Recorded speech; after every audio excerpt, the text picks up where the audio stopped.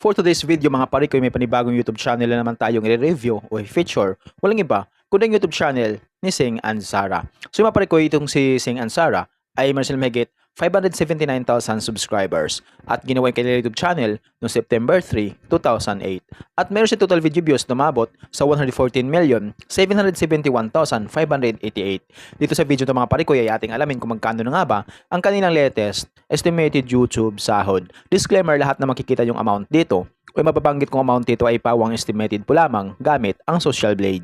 Ang Social Blade ay isang public website na kahit sino ay pwedeng tumingin dito at maaari nyo rin makita ang lahat ng mga estimated YouTube sahod ng mga vloggers or content creator.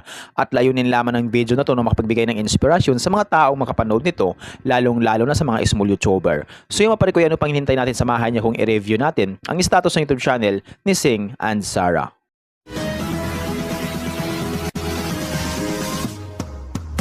So yun mga parikoy, dito tayo ngayon sa official YouTube channel ni Sing and Sarah dito sa Social Blade. So mayroon silang 630 uploads na video at yung kanilang subscribers ay umabot na sa 579,000 subscribers.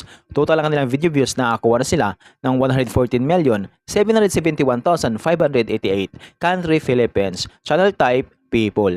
Ginawa kanilang YouTube channel no September 3, 2008.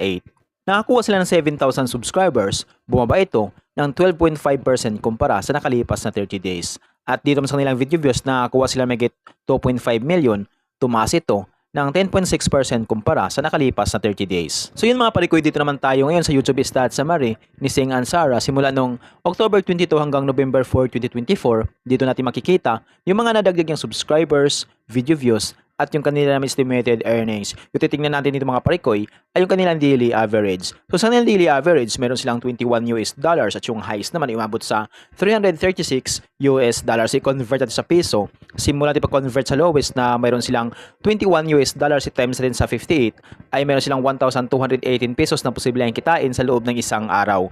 At kumabot naman nila yung highest na umabot sa $336 i-times natin sa 58 ay meron silang 19,488 pesos na posibleng kitain sa loob ng isang araw. So yung mga parikoy, dito naman tayo ngayon sa kanilang estimated monthly earnings. So disclaimer po lamang mga parikoy, ang video na ito ay layunin lamang na makapagbigay ng inspirasyon sa mga tao makapanood nito, lalong-lalo na sa mga small YouTuber. Lahat na makikita yung amount dito o mababanggit kong amount dito ay pawang estimated po lamang gamit ang Social Blade. Ang Social Blade ay isang public website na kahit sino ay pwedeng tumingin dito at maaari nyo rin makita ang lahat ng mga estimated YouTube sahod ng mga vloggers or content creator.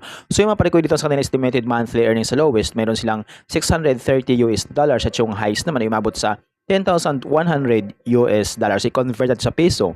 Simula natin pag-convert sa lowest na meron silang $630 i-times natin sa 58 ay meron silang 36,540 pesos na posibleng kitain sa loob ng isang buwan. At kumabot naman nila yung highest na umabot sa $10,100 i-times natin sa 58 ay meron silang 585,800 pesos na posibleng kitain sa loob ng isang buwan. Pero maaaring magbabago pa ito mga parikoy, depende sa dami ng views na makukuha ng Sing and Sarah. So dahil ang sahod ng mga vloggers or content creator, nakadepende yan sa dami ng views, hindi sa dami ng subscribers, at laking tulong din yung mga viewers na hindi nag-i-escape ng ads. So kapag once na hindi po tayo nag-i-escape ng ads, medyo lalaki ang YouTube sahod ng mga iniidolo nating vlogger. So yung maparikoy, hanggang dito lang yung video natin. So kung mayroon kayong iniidolong vlogger na gusto nyong malaman yung kanilang estimated YouTube sahod, paki-comment lamang sa comment section at gagawa natin ng itong klaseng ori ng video.